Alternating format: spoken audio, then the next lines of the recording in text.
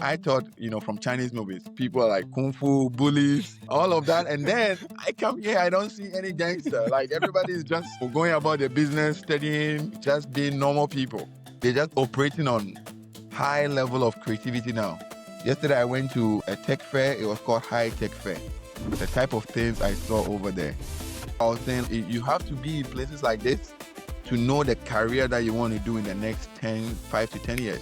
They have robots doing everything. Robot artists, robot musicians, robot drummers, robot shop attendants.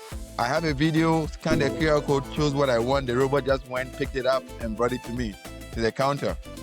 So basically, if you're an African and if you want to be in this field, you definitely have to be qualified and sometimes even overqualified, to be honest with you.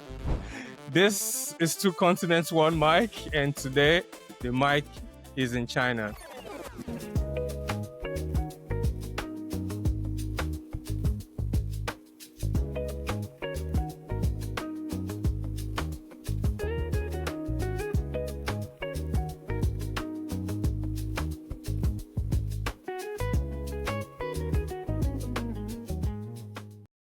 Some stories begin with a plane ticket, others begin with hunger, not for food, but for possibility. Today's story begins with both. I have a young Ghanaian here.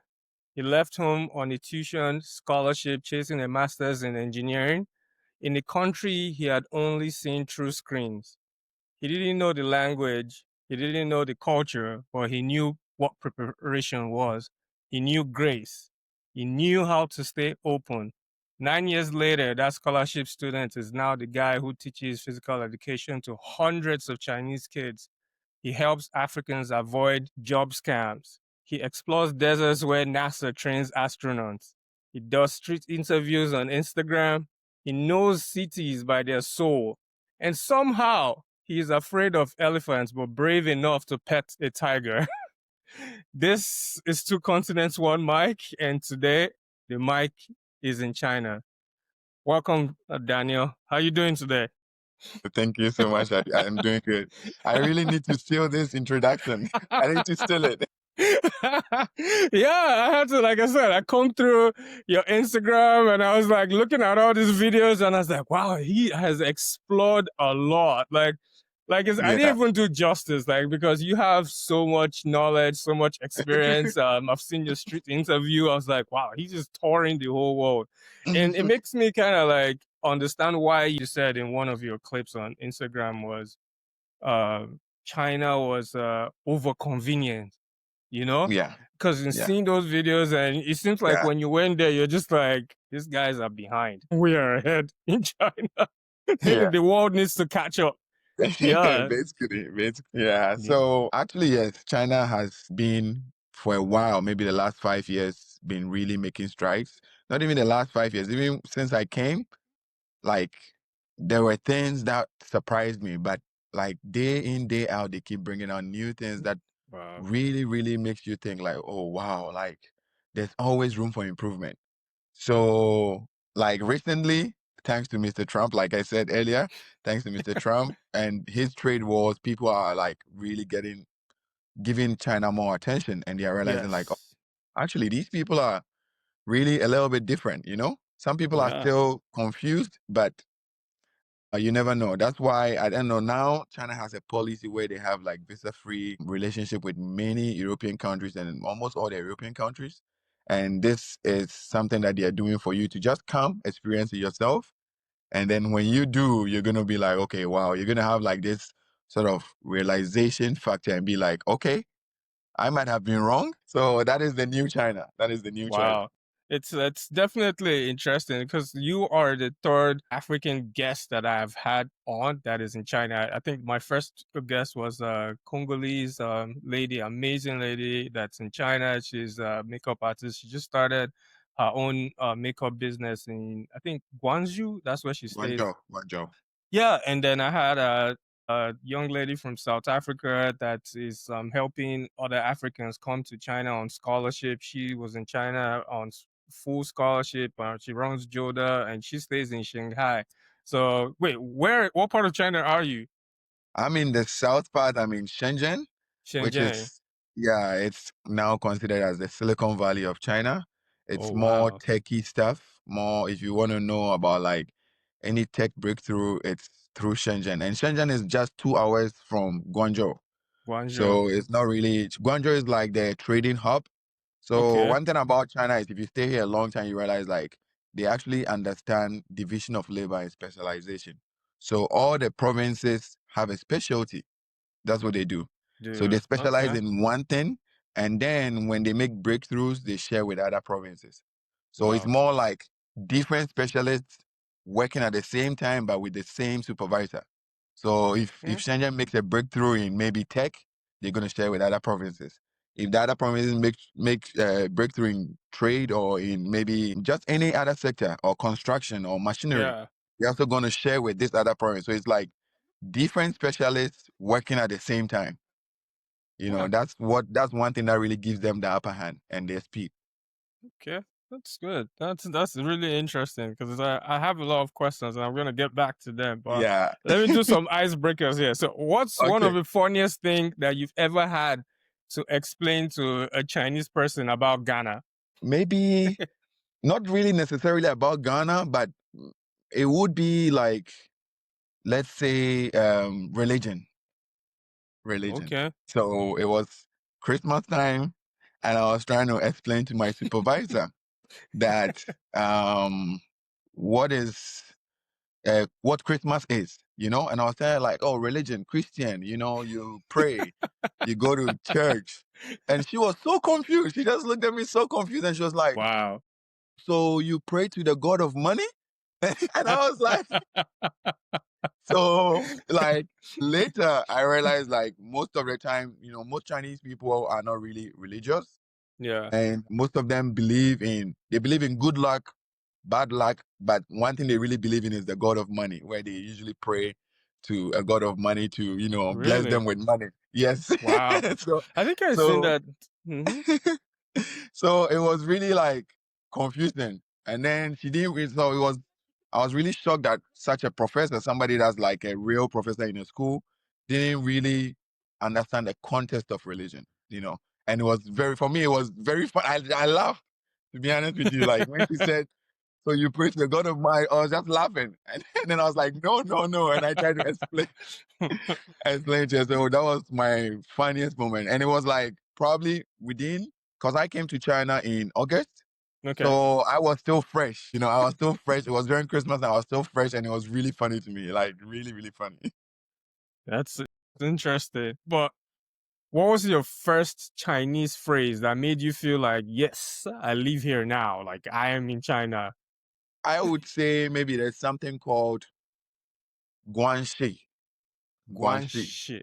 Okay. Guanxi. And basically it's like a professional courtesy or more like something like a networking, you know. Okay. So if you understand Chinese culture, most of the time they say Guanxi first, business second, which means you Guanxi cannot just first. come in with your money and start a business. You need to first build connections. So when I was in school and I had some Chinese friends tell me like, oh, we have Guanxi. It means like finally they have really accepted you into their circle and they sort of respect you and you also have to respect them vice versa. So it's more like now they can include you in plans, basically. Okay. On Guanxi. all levels of China, whether university, being kids, growing up, even at the workplaces, the word Guanxi make It's a lot of something. yes, yes, yes, yes. It makes a lot of sense in all of those places. That's interesting. So remember the video? I think we talked about that. Please, Yeah. what I need to hear this just the elephant versus the tiger experience because this one, as an African, when we see things like that, we're like, "Thank you very much, we're out." What happened? So the elephant and the tiger thing was in Thailand. Basically, it was in Yeah, Thailand. And for me, I'm an adventurer.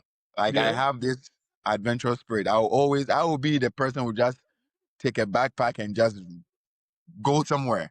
I love So that. when I was going to Thailand, I did a lot of research. I found out like, okay, they have a lot of animal sanctuaries.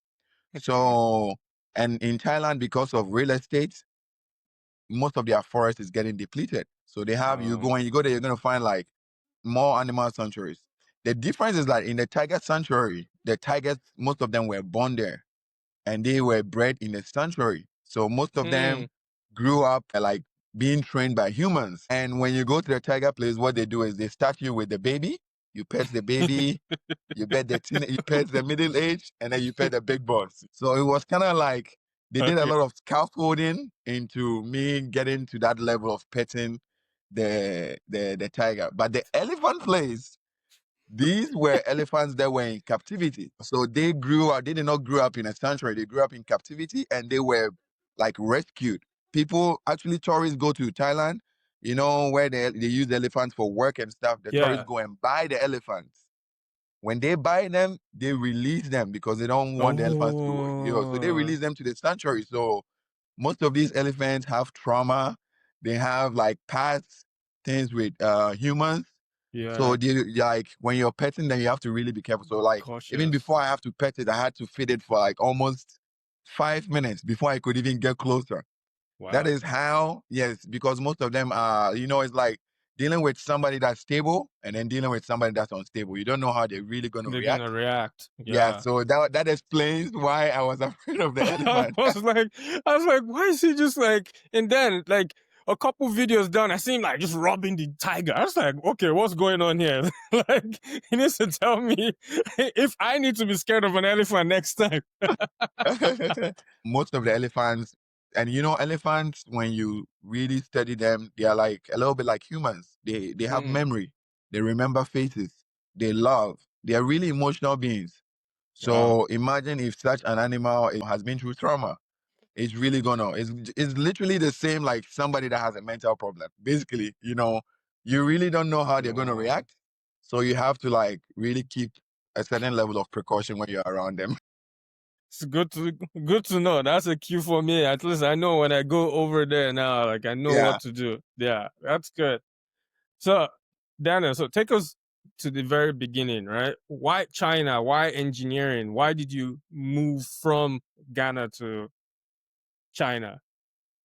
Okay, so from the beginning, I would say like when I was young, I found myself in a group of friends that were really ambitious. Let me Okay. just say about 4 or 5 friends that in the neighborhood that were really like ambitious. Most of them were smart. And usually when we meet to talk, it's more about, you know, life, education, life after school, where I want to be.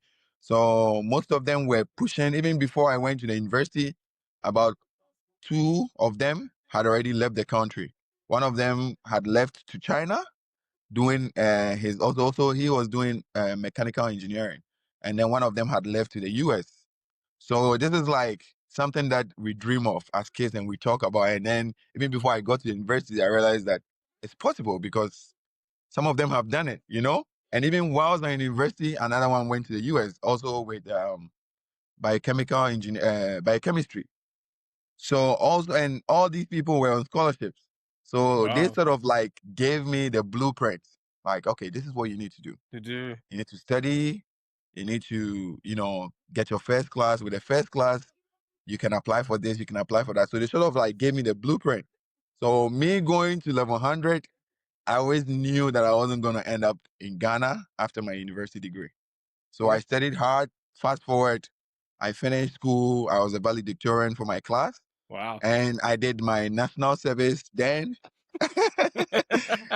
Yeah, it's actually was really a shock because also I had like a traumatic moment right before I went to the university. So I had to even take a gap year for 1 year Mhm. because I finished my high school in 2019. Mhm. And in Ghana, you wait a year to go to school. So 2010, when I was about to go to school, I lost my mom. Oh wow. So after losing my mom, I went into depression and, you know, and at that time I would say I wasn't really matured. But after losing my mom, my eyes sort of like really opened. So me going into the university, like I was changed. People that knew me before were like I was before I was like a really reserved person. I had like a Yeah. really reserved persona. But after my mom died, I became like, okay, I had two rules. I'm going to really enjoy myself in this life, number one. Number two, I'm going to make sure I get shit done, you That's know. good. So in school, in the university, I was at every party. Any enjoyment, you're going to find me there. So Minister when of I enjoyment. graduated and people found out like, oh, he was the valedictorian, they were like, I quite remember when my name was mentioned, the whole hall went like, ooh, like some people were really shocked, like, nah, there's something wrong somewhere, you know? This dude probably cheated. So it was like that. Fast forward, I did my national in Ghana, you have to do a national service. So Yeah, I I did my think I have national that. service, and through that time I applied for many universities. And like I told you, my mom wasn't around, so money was really not there like that. So even I didn't even apply for the United States because I had to like maybe write GRE. I had to do certain Yeah. requirements that Mm-hmm. I was like, I was going to waste money. So I applied for the UK and China, and I got both schools. I got like two schools in the UK. And because I had like a mentor in China already, like I told you, he had sort of like given me a glimpse. Blueprint. Yeah, like, oh, it's not really bad. China is like this, is like that. So he helped me apply for the scholarship, and I got both scholarships. The one to the UK, I was going to pay like somewhere around £8,000. But the China one, I was going to get free tuition, and then I will have to like just fend for myself. But because I knew somebody in China already, I was like, well, economically, this one makes sense, you know. So I chose China, and That then I ended up in China. So that's that's the beginning. interesting. Wow. Yeah. That's interesting that you said that because the young lady, Roberta, that runs Joda, she told me that sometimes it's actually cheaper to study in China than back home in Africa, Yeah, sometimes, which yeah. is very interesting. I feel like as Africans, maybe because we're from English speaking African countries, everybody the first time or the first three choices is either let's go to America, Canada, or the UK. You know, Yeah, but yeah. Also, I think historical history plays a role because, like Britain was the previous empire that was leading the world, and America, yeah. you know, was leading in this century. I think China Hmm. is probably going to overtake them in a few years. But yeah, America is still there, and Canada is more like the sibling of America. Yeah. So that's what we're open to. So historically, those countries make sense, to be honest with you. Yeah, I can see that. I can see that. I'm hoping like with these discussions people explore Asia a lot because it's just Yeah, like I'm telling you, it's a whole new world here. And if you have the means and the knowledge, you can really, really, really have a good life on this aspect. Not even a good life in terms of money or anything, but a good life as in the quality of life. Not many angry people walking around. Like sometimes I even feel depressed watching the TV. Not many angry people. People you can realize that people are still kind in this world, you know? yeah, it, Yeah. it kind of goes back to something you said. You said you talk about how China is a functioning society. So that Yes. first month when you came, what shocked you? You know, coming from Ghana and now you're in a society where it's like everything is working. Like, what were the things that shocked you when you first landed China? Actually, two things. The first one was like transactions. So when I got there, I realized like they don't use cash. I was like, they're not everything has to be on the phone, and anything that's on the phone is registered, and you register with Um, your passport. So let's say you have an account, WeChat, which is like our WhatsApp. You yeah. use WeChat for literally everything for conversation. WeChat is like a mega monster app. It's Wow. like WhatsApp, Instagram, Twitter, TikTok, Put together. uh, PayPal, and maybe Amazon put together in one app. So the moment you open that app, you would be able to do anything in the app without even Wow. leaving it. And you need to That's register. interesting. Yes, you need to register with your passport. After registering, then you can have access to this. So even the first few, maybe 3 or 4 days, people were buying food from me because I was struggling with, the tech in the beginning before I got hold of it. That was one. And number two was let me say, how safe it was. Because Yeah. I remember, like, even though I had somebody there telling me, I thought, from Chinese movies, people are like kung fu bullies, you know, all of that. And then I come here, I don't see any gangster. Like, everybody's just going about their business, studying, just being normal people, doing normal things. So I was like, kind of like taken aback with that. That's like You're like I said, you're the third person I'm interviewing that's in China, and I keep telling people on the shorts that I make, it's like the number one thing every African, like the third person that I said is safety. Like how No, safe they feel the in safetyness is China. crazy. I even have like a couple of videos coming out soon where I show the practical example of how safe China is. The safetyness is next level. Like you cannot get this anywhere. You cannot get this anywhere. Like safety, theft. Let me give you an example. When I was in Chengdu, there used to be a lot of theft. Like that was a long time ago, like in 2016, Yeah. motorbike theft.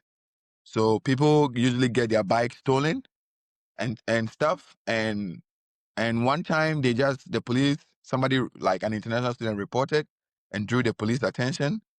And that day, the police just like they used one case where the bike was stolen. They just followed it up within 2 days. All the bikes that had been stolen like in the last 2 years were found. So it was like an underground ring. They steal it, they take it somewhere. The police found all of them, charged all those people, and that was like the first and only time I've heard of theft cases in China. Since then, I remember like we have this thing called shared bikes, like a shared Yeah. bike. So I scanned the bike, something like Bolt in Yeah. the Europe. So I scanned the bike, I put my iPad on the carrier of the bike, Yeah. and I rode the bike from the subway to my apartment. So when I got down, I forgot the iPad. I just went to my room. So when I entered the house, I remember like, oh, I've lost my iPad. I went back, the bicycle wasn't there. So, like I'm still new, I'm a foreigner. So I messaged the guy that I bought the iPad from. I was like, oh, the iPad is stolen because I cannot find it. So I want to buy a new one. How much does it cost? And the guy was like, no, you need to report to the police. So I was hesitant because I'm a foreigner. So the guy called the police. He called the police. I was home. The police just came to my house like, hey, we got a report like your iPad got missing. Can you come with us? I went to the police station. They told me where, what time. And they had like a small screen. A small screen. They have a big room. So it's like a big room, but on the outside of the room, they have a screen. So they're doing things in the room. The room also has screens, but on the outside, they just asked me where I typed where I was. Man, they showed me from the subway going to my house, parking the bike, seeing that the iPad was there. And then the next person that came to pick the bike and left. And then the facial recognition just picked the person and then they gave me the person's contact. So all I did was just call the person like, hey, the bicycle you took, my iPad was on it. And I'm at the police station now. They just gave me your contact. And he was like, oh yeah, I saw it. So the evening, the person was in my apartment call. The evening, the person just came to give me my iPad This like is that. mind blowing. And Like this you was literally. this was in 2018. So imagine now. That's Imagine just. now. I think. I mean, for relocation, I mean, I feel like for me, if I was relocating, I feel like safety would be my number one thing. Yes, Like, this is just why many people come to China now and they fall in love with the place. Like I yeah, said, in the coming videos, I'm going to so many practical examples of how safe China is. It's that's crazy. that's And amazing. one thing I realized is because the place is safe, they have freedom to create. I Mm, have videos like the video I posted on YouTube today. I went to a public bathhouse in a park. So it's like a bathroom in a park, yeah, but you just scan a QR code and enter and shower and then get out. And I was like, if this was in another country, either there's going to be crime or people are just going to try getting there without paying, yeah, but it's just there. There's no single, I went inside, took videos of the whole place and came out. There's nobody there. There's no human being manning the place. So like I said, because of safety, they are able to create with freedom because they know that it's not going to be vandalized. Somebody is not going to steal they're just operating on high level of creativity now. If you understand what I mean. yeah, Yesterday I went to a tech fair. It was called High Tech Fair. The type of things I saw over there. So even and in the video, I was saying like, if you have to be in places like this to know the career that you want to do in the next 5 to 10 years. They yeah. have robots doing everything. Robot artists, robot musicians, robot drummers, robots shop attendants. I have a video, scanned the QR code, chose what I want. The robot just went, picked it up, and brought it to me, to the counter. So you see, like, because it's safe, people are like able to start to create things, that can make society like kind of like easy, you know. So, do you feel like China, they conditioned the people to be like that? Like there was like repercussions for doing certain things, and the people, and the people just realize like, okay, we can't commit any crime, or you just think it's like the people innate. It's like, okay, we want our country to be better. We have to stop the shenanigans.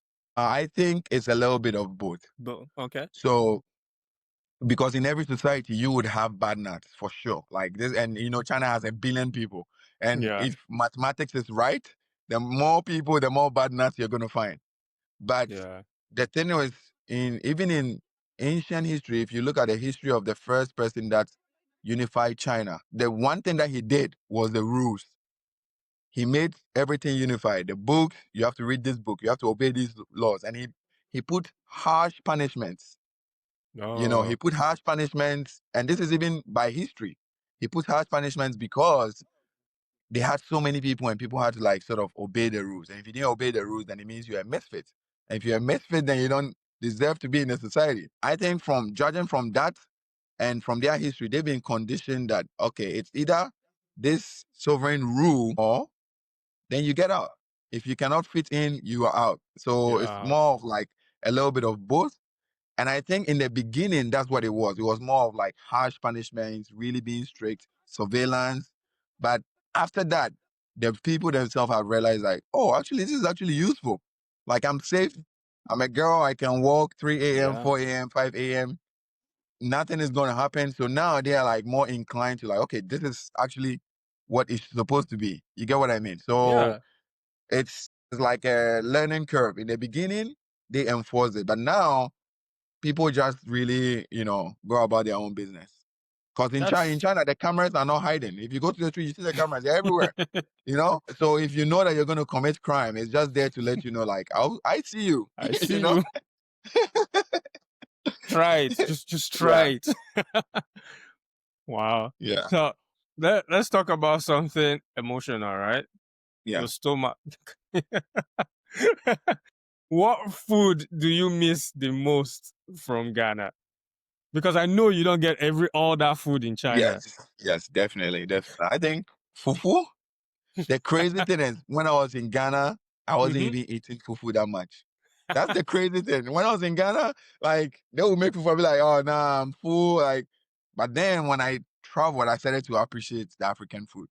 Even like because I'm in sports, I even tell most of my friends like the food we have in Africa is so different from the food Yeah. outside of Africa. I'll give you an example. Like tomato in China, tomato in Africa.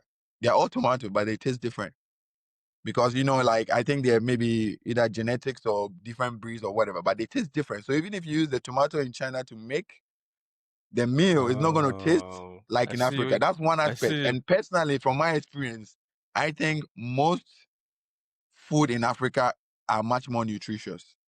Yeah. Personally, depending on my experience, I'll use my experience as an example. Like when I was back home, if I play sports and I get hurt, I usually heal quickly just from the food that I'm eating. And then number two, when I get hurt in China, it takes me weeks. Like this finger, it got twisted like 3 months ago. It's still like it's well, but you can see like it's not really fully functional. But if I promise you, if I go to Ghana now, I will be healed like within 2 weeks. So personally, I feel like I miss fufu a lot, but also on the aspect of like the food, I really feel like the food in Africa are much more nutritious, maybe due to like non-GMO and other factors. And for me, I think COVID even proved it because during Oh, COVID, people were estimating that like Africans were going to die a lot, like because like in China we're on lockdown, so many places were on lockdown. I remember I'll use Ghana as an example. In Ghana, they locked down 3 days. Most of the people that got sick healed quickly. And even though Africa, because of the food we eat, most Africans are obese and stuff, still the food was so nutritious. I have friends back home that still don't believe COVID was real. They just thought COVID was like a cold and we're just exaggerating. So this is like one example. Then later, if you critically look at it, it's from the food. The food back home, if there's one thing, the food back home is much more nutritious, to be honest with you, I can for agree sure. with that. Yes, Yeah, but I I miss my do. fufu always. Sometimes I go to Guangzhou. I go to Guangzhou to just go eat fufu and come back. Is that where the all the African stores are hiding? Yeah, there are so many African stores and African. I think there are about like 6 or 7 African restaurants in Guangzhou. So when I Wow. go there, I feel like okay, fine, I could eat something. I even order and bring back. To go. Yes, And, that when you go to diaspora, it's like your stomach relocates, but those cravings yo, don't. I'm Like telling you, I'm you telling still you, get the bro. cravings of food back Like home. I was saying, when I was even home, I wasn't even eating fufu like that. But now the least chance I get, because I know I'm not going to see that in a while.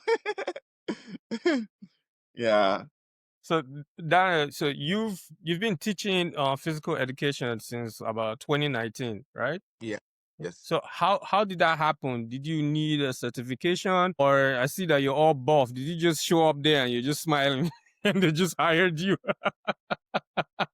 So I think for me is for the first time I think it's grace. Grace Yeah. is number one because throughout my life, naturally, I have this ability to be able to form really good connections when I meet people. That's number one, the grace. And then number two, obviously you need a lot of certification because I would say that in these developed countries, most of them are really looking for skilled labor. Yes. You get it. And in their minds or in the narrative that is out there, the skilled labor is from Europe and from America and from Canada. When they are talking about skilled labor, they don't even consider Africa. This is even one major reason why, like, for example, China have so many visa-free policy with European countries, but Mm-hmm. with Africa, they don't have visa-free policies. They have like developmental policies, like they're going to build an airport in Africa, or trade policies where Yeah. they do business together. So this goes on to show that they don't need your skilled labor. So basically, if you're an African and if you want to be in this field, you definitely have to be qualified and sometimes even overqualified, to be honest with you. In When I finished, I've always been a student athlete. I've always been a student athlete from my university. Coming to university here, I was also on the school team. I've played sports all my life. So I remember one teacher when I was in school made sure that I took extra credits in sports. So I took extra credits. Most of them were audited courses, but some of them counted. And that gave me a little bit pathway to be able to branch if I want Mm-hmm. to do sports in the future. So in 2019, I did a course for USA basketball. So USA Okay. basketball, they usually used to come to China to organize like courses for coaches. So then I did that course. Then I became a coach. Even at that time, I wasn't even a teacher. Because Yeah. even though I had education and knowledge in there, I still needed like an education degree in sports.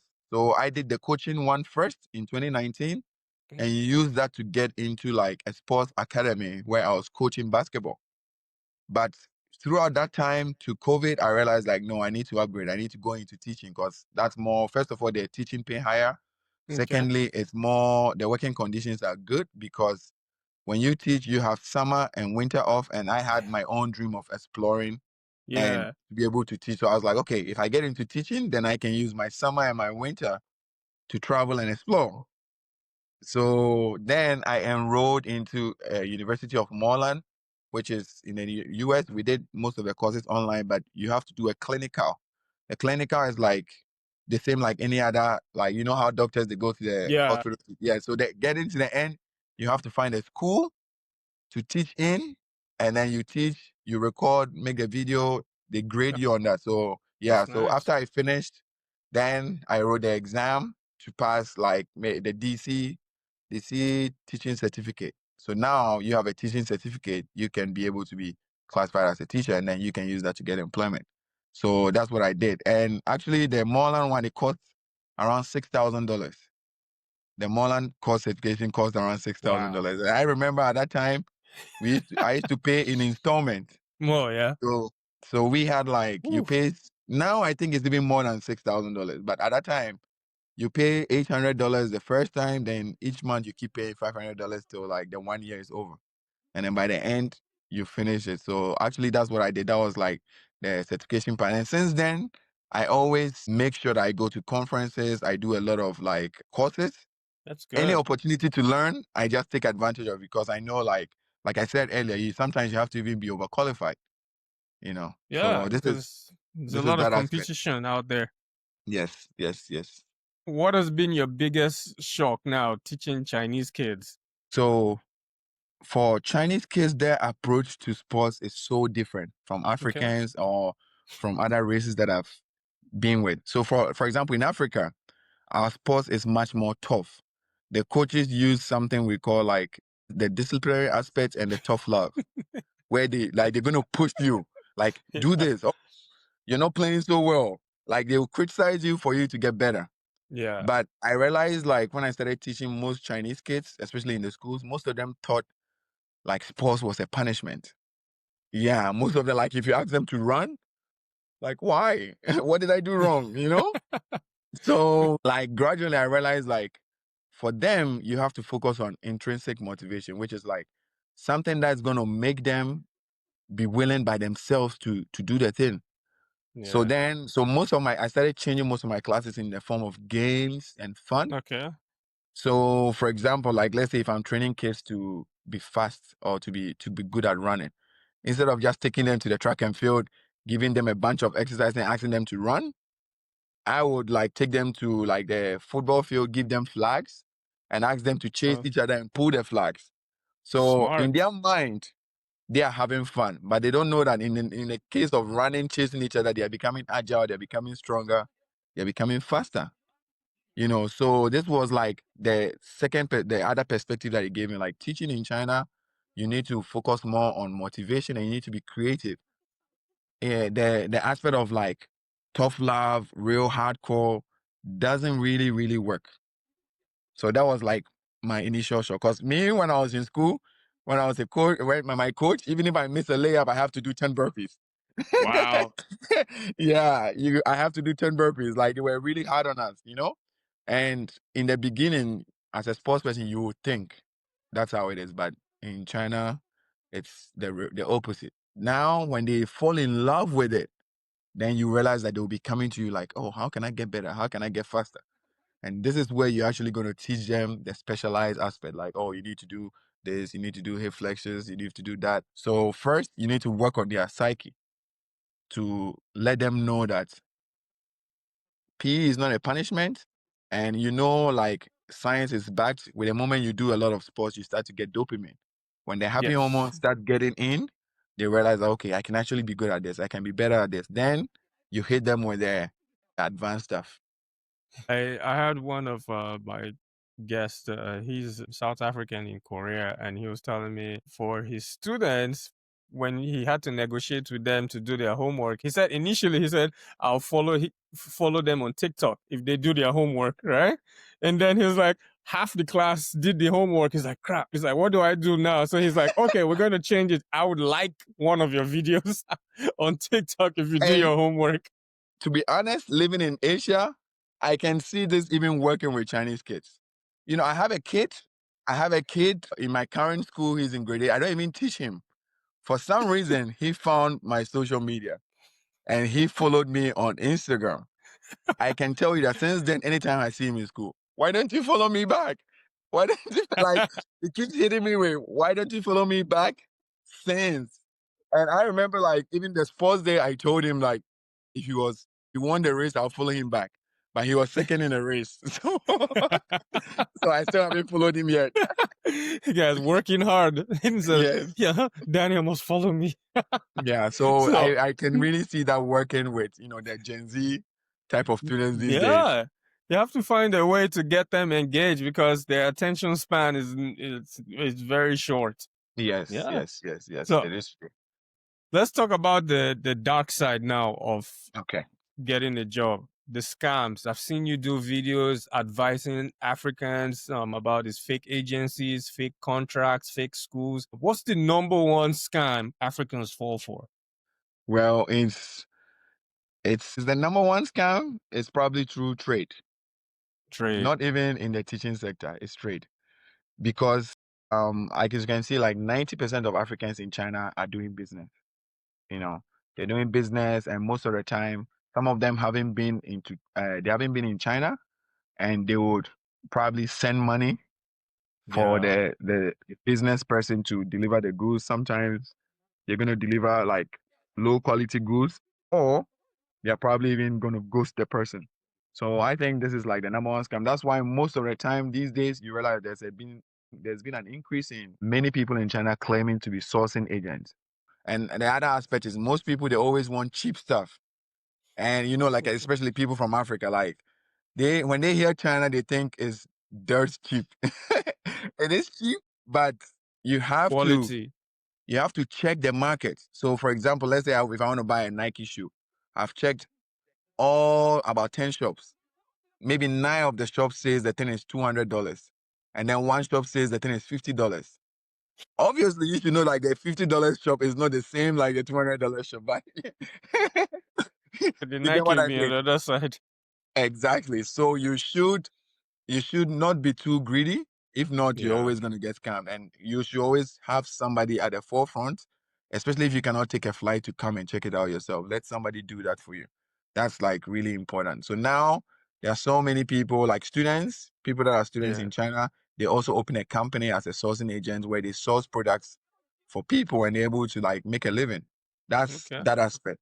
One thing like in China, the jobs, they are skilled. Even your visa is categorized: A skilled, B skilled, C skilled, yes, depending on your qualification. So you should know, if you've been in China for a while, you know your skill level and the type of job you can get.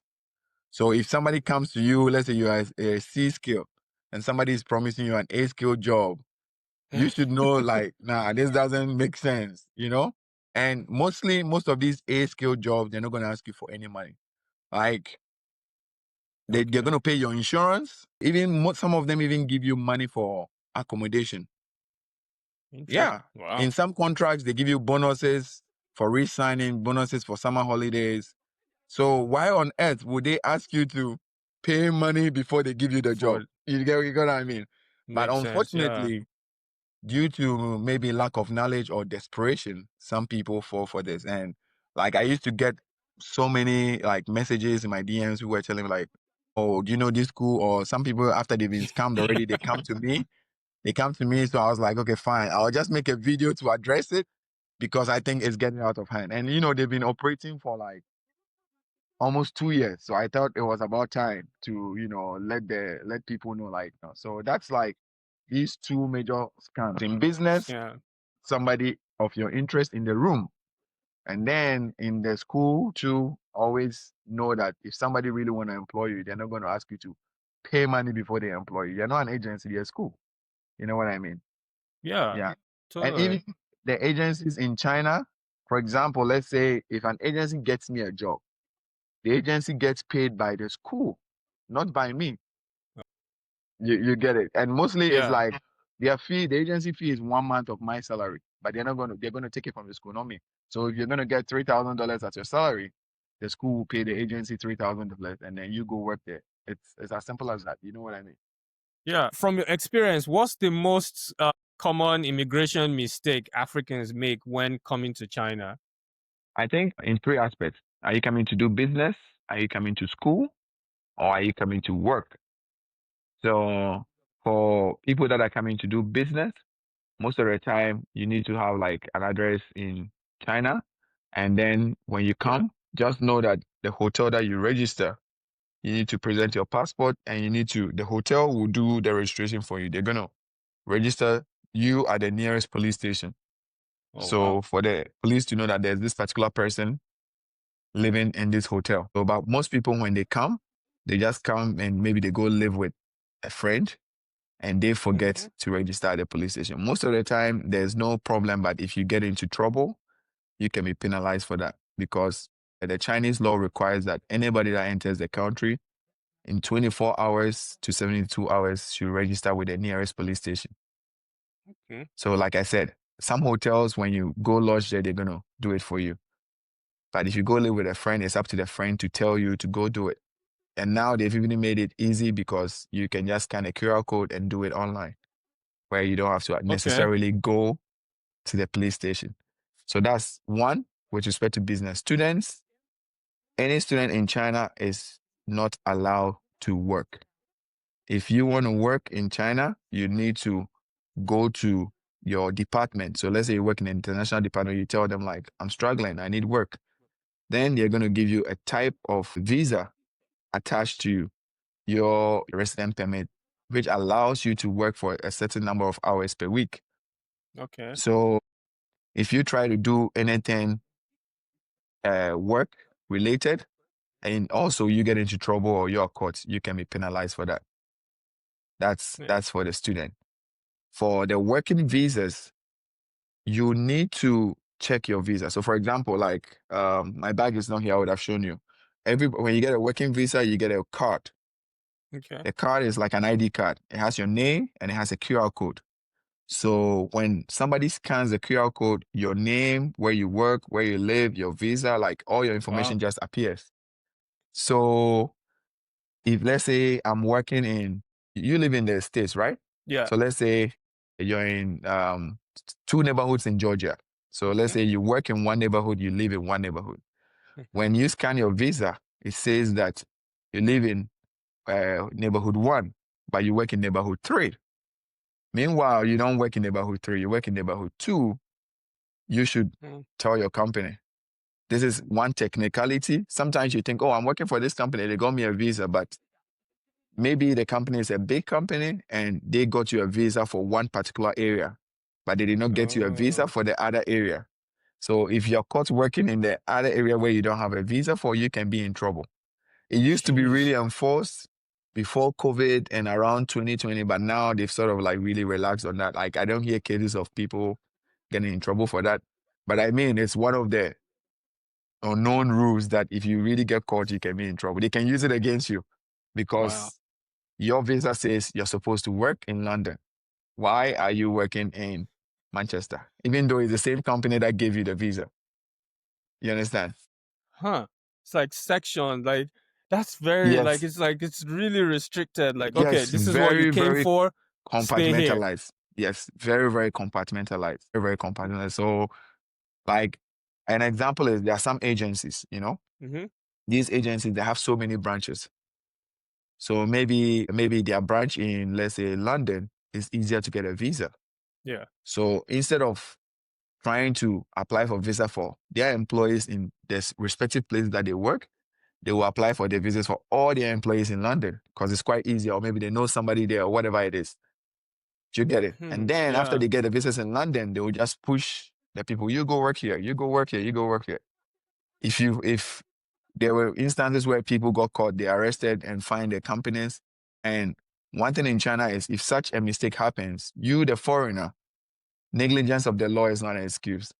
You get, You get fined you either too. get deported, you not be put in jail, but you probably be fined. Some of them, like the foreigners that are married to Chinese, Yeah. that have kids here, they're usually like maybe fined. But if you don't have any major stakehold in China, In you'll probably be China. deported. Interesting. Wow. Yes. So it's very compact. That's why I said the card is important. You scan it, you check. It says here, here, here, here. So then you know, okay, I'm supposed to work here. That's it. It's really a strange law, but very, very enforced when it needs to. That's Yeah, like this, I don't know this if is you good remember. Oh, info. yeah, I think 2 years ago they did it to a lot of Canadians. I think that was related to politics. So Canada, there was a Huawei incident where the Huawei president was sort Yeah, of I like, remember. yes. So in terms of like retaliation, some They Canadians went got into after them. trouble. Yes. Politics. Something we not Yeah, concern us. that's on the other side. So I don't know, I saw this picture. I don't know if you were in Mars or you were on Earth, but I saw you went to this desert and you said that is where they train astronauts because of how cold and how it looks like Mars. And I saw your videos. I mean, it's very vivid. Like if you took a picture and said that you were in Mars, I wouldn't even argue with you. People, Like, people might actually believe. So actually, like I told you earlier, I have an adventurous spirit. yeah. So usually for me, I get fatigued a lot. So if I'm doing something for a while, I get tired. I want a new experience. So I realized that I was exploring mostly like the tech. Now I'm back to doing the tech stuff, but at that time I was doing more tech stuff. And I was like, I need to find something different. I need Yeah. something out of the ordinary. So I started like researching the most special places to travel in China. And I also did a little bit of geography. So I found this desert, and actually China has multiple deserts, but this particular desert was the Gobi Desert. And it's a different type of desert. You know how most deserts are hot?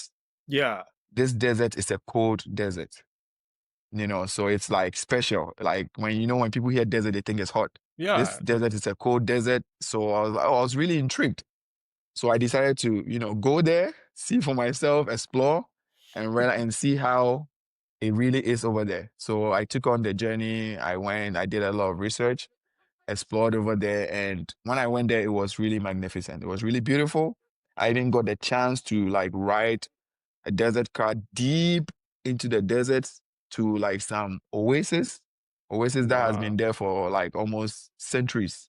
So according to them, even despite shifting sands, that oasis has always been there. It hasn't moved. So it was really intriguing. And then we saw the camp base of where people are trained, because they said the terrain over there is cold, the way it moves, the way the sun moves at night, and the way the rocks are shaped. Most astronauts train over there to mimic the landform of Mars to be able to have like a fair idea. So I was like, oh, actually, I didn't It's even know that before interesting. going there. That's the crazy thing. I didn't know the Mars aspect and all of that.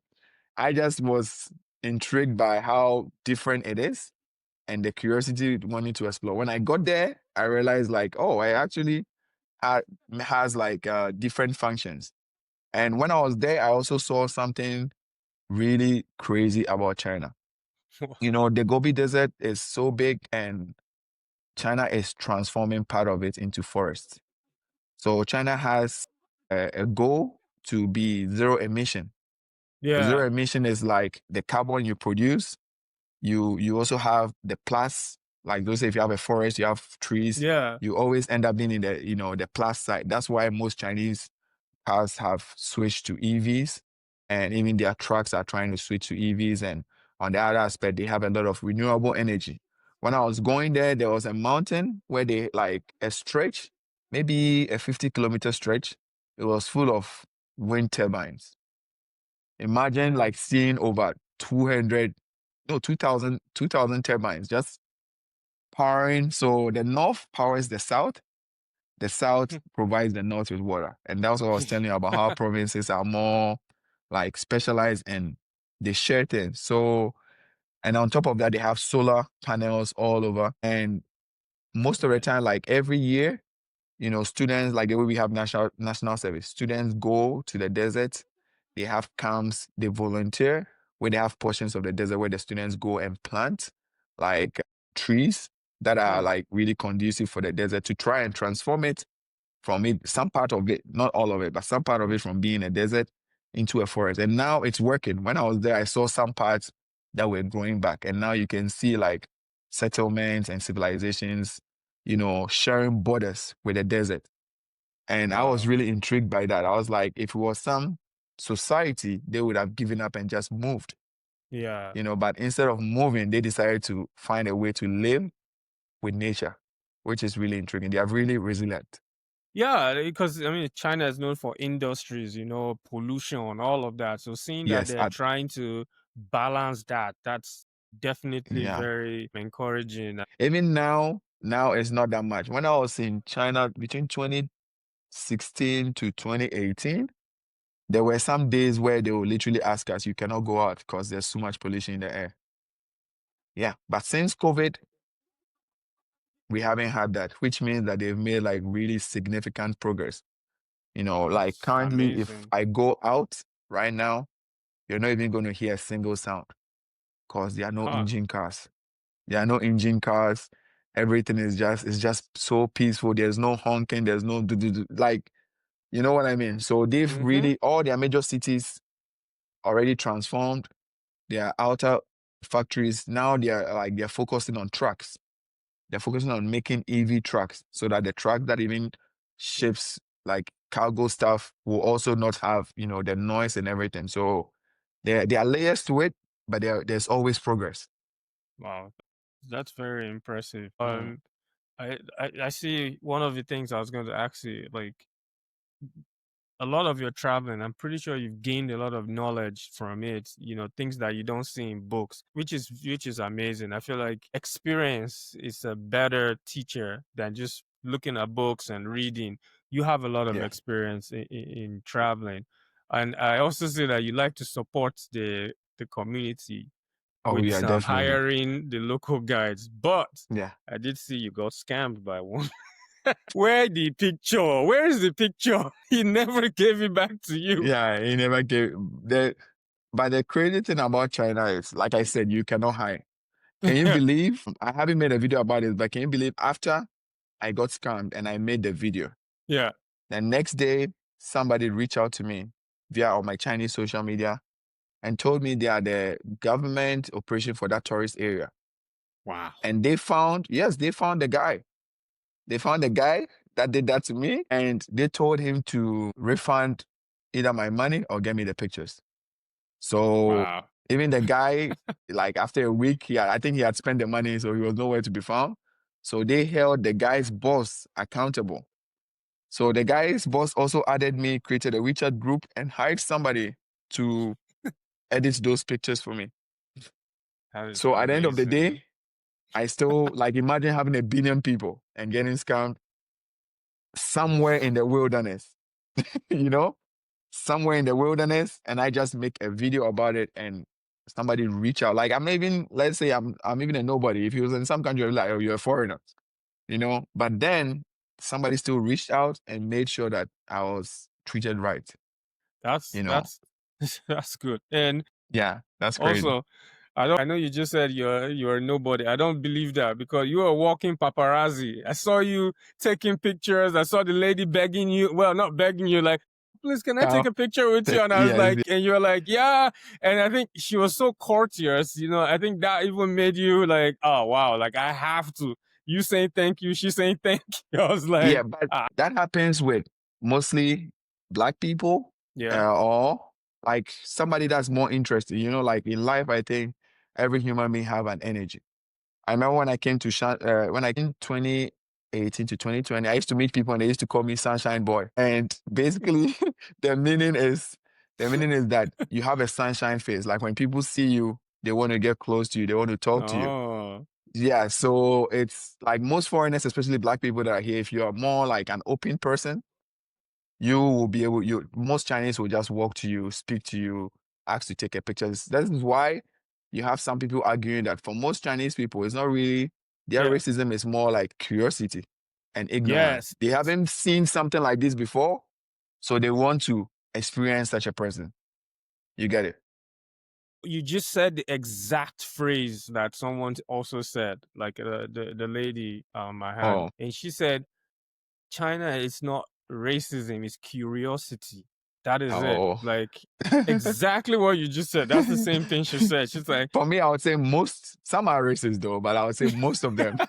Like if we're being honest, some are, but most of the time, like maybe 95% of the time is curiosity.